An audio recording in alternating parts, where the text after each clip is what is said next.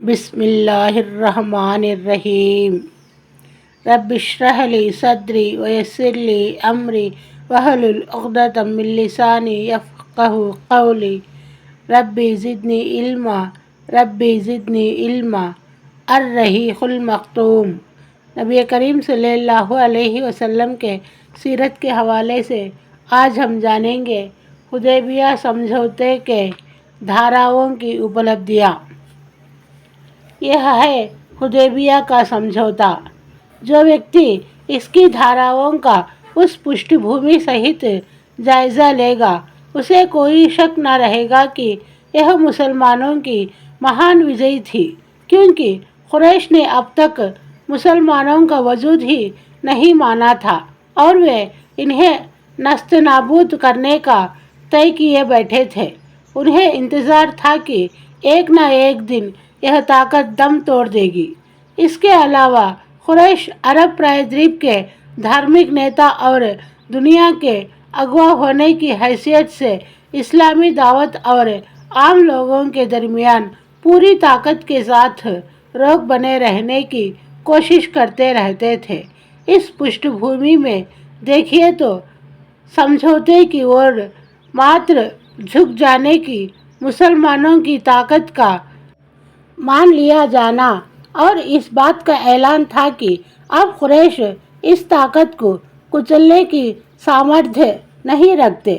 پھر تیسری دھارا کے پیچھے صاف طور پر یہ منووگیان کام کرتا نظر آتا ہے کہ قریش کی دنیا والی چودراہٹ اور دھارمک نیترتو کا جو پد پراپت تھا، اسے انہوں نے بالکل بھلا دیا تھا اور اب انہیں صرف اپنی پڑی تھی۔ ان کو اس سے کوئی سروکار نہ تھا کہ باقی لوگوں کا کیا بنتا ہے۔ یعنی اگر سارے کا سارا عرب پرادویپ اسلام کی گود میں آ جائے تو قریش کو اس کی کوئی پرواہ نہیں اور وہ اس میں کسی طرح کا ہستکشیپ نہ کریں گے۔ کیا قریش کے ارادوں اور ادیشوں کو دیکھتے ہوئے یہ ان کی زبردست ہار نہیں ہے، اور مسلمانوں کے ادیشوں کو دیکھتے ہوئے یہ کھلی جیت نہیں ہے؟ آخر اسلام والوں اور اسلام ویرودھیوں کے بیچ جو خونی لڑائیاں ہوئی تھی، ان کا منشا اور مقصد اس کے سوا اور کیا تھا کہ عقیدے اور دین کے بارے میں لوگوں کو پوری آزادی مل جائے۔ یعنی اپنی آزاد مرضی سے جو ویکتی چاہے مسلمان اور جو چاہے کافر رہے، کوئی طاقت ان کی مرضی اور ارادے کے سامنے روڑا بن کر کھڑی نہ ہو۔ مسلمانوں کا یہ مقصد تو ہرگز نہ تھا کہ دشمن کے مال ضبط کیے جائے، انہیں موت کے گھاٹ اتارا جائے اور انہیں زبردستی مسلمان بنایا جائے۔ یعنی مسلمانوں کا ابھیپرائے کیول وہی تھا جسے علامہ اقبال نے یہ بیان کیا ہے: شہادت ہے مطلوب و مقصود مومن، نہ مال غنیمت نہ کسوت کشائی۔ آپ دیکھ سکتے ہیں کہ اس سمجھوتے کے ذریعے مسلمانوں کا اوپر لکھا مقصد اپنے تمام پہلوؤں سمیت حاصل ہو گیا، اور اس طرح حاصل ہو گیا کہ کبھی کبھی لڑائی میں کھلی جیت پا لینے کے بعد بھی نہیں مل پاتا۔ پھر اس آزادی کی وجہ سے مسلمانوں نے دعوت و تبلیغ کے میدان میں بہت زبردست کامیابی حاصل کی۔ چنانچہ مسلمان فوجوں کی تعداد جو اس سمجھوتے سے پہلے 3000 سے زیادہ کبھی نہ ہو سکی تھی، وہ صرف 2 سال کے بھیتر مکہ وجے کے موقع پر 10,000 ہو گئی۔ دھارا 2 بھی واستو میں اس کھلی جیت کا ایک حصہ ہے، کیونکہ لڑائی کی شروعات مسلمانوں نے نہیں بلکہ مشرکوں نے کی تھی۔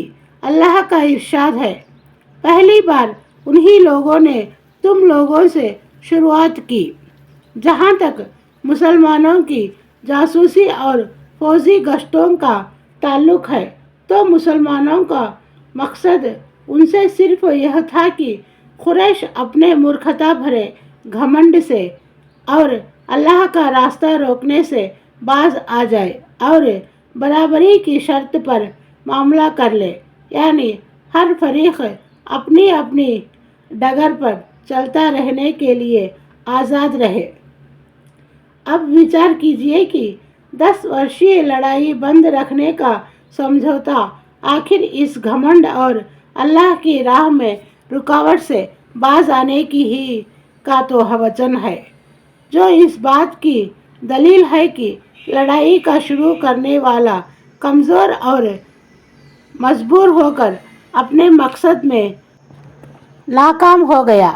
جہاں تک پہلی دھارا کا تعلق ہے تو یہاں بھی اصل میں مسلمانوں کی ناکامی کے بجائے کامیابی کی نشانی ہے، کیونکہ یہ دھارا واستو میں اس پابندی کے ختم کرنے کا اعلان ہے جسے قریش نے مسلمانوں پر مسجد حرام میں داخلے کے بارے میں لگا رکھی تھی۔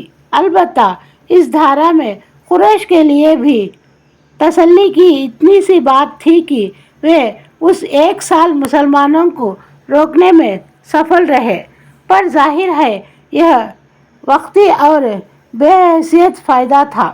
اس کے بعد اس سمجھوتے کے سلسلے میں یہ پہلو بھی دھیان دینے کا ہے کہ قریش نے مسلمانوں کو یہ 3 روایتیں دے کر صرف ایک روایت حاصل کی، جس کا ذکر دھارا 4 میں ہے، لیکن یہ روایت ہر درجہ معمولی اور بے قیمت تھی اور اس میں مسلمانوں کا کوئی نقصان نہ تھا، کیونکہ یہ معلوم تھا کہ جب تک مسلمان رہے گا اللہ رسول اور مدینۃ الاسلام سے بھاگ نہیں سکتا۔ اس کے بھاگنے کی صرف ایک ہی شکل ہو سکتی ہے، وہاں ودھرمی مرتد ہو جائے، چاہے ظاہر میں چاہے پردے کے پیچھے سے۔ اور ظاہر ہے کہ جب مرتد ہو جائے تو مسلمانوں کو اس کی ضرورت نہیں، بلکہ اسلامی سماج میں اس کی موجودگی سے کہیں بہتر ہے کہ وہ الگ ہو جائے، اور یہی وہ خاص بات ہے جس کی اور اللہ کے رسول صلی اللہ علیہ وسلم نے اپنے اس ارشاد میں اشارہ فرمایا تھا۔ جو ہمیں چھوڑ کر ان مشرکوں کی اور بھاگا، اسے اللہ نے دور یا برباد کر دیا۔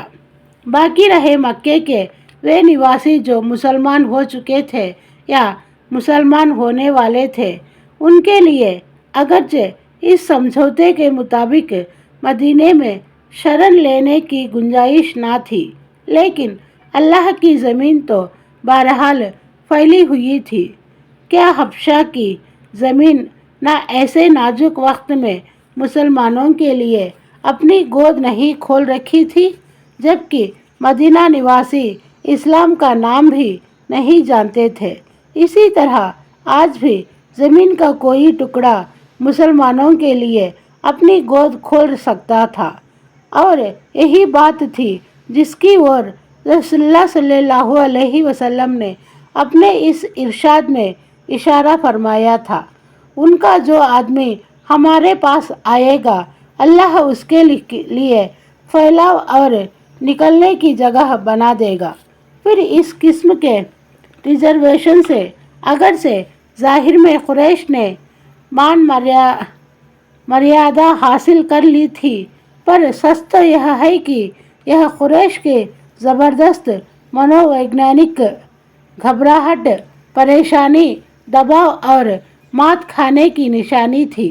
اس سے پتہ چلتا ہے کہ انہیں اپنے بت پرست سماج کے بارے میں بڑا ڈر لگا ہوا تھا، اور وہ محسوس کر رہے تھے کہ ان کا یہ سماجی گھروندہ ایک کھائی کے ایسے کھوکھلے اور اندر سے کٹے ہوئے کنارے پر کھڑا ہے جو کسی بھی دم گرنے والا ہے۔